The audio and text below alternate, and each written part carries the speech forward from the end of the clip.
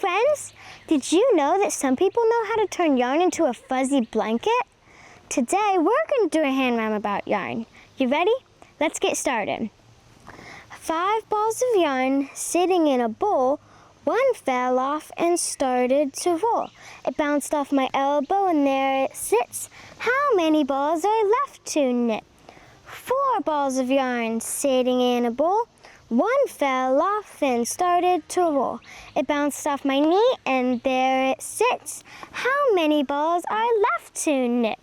3 balls of yarn sitting in a bowl. One fell off and started to roll. It bounced off my foot and there it sits. How many balls are left to knit? 2 balls of yarn sitting in a bowl. One fell off and started to roll. It bounced off my head and there it sits. How many balls are left to knit? 1 ball of yarn sitting in a bowl.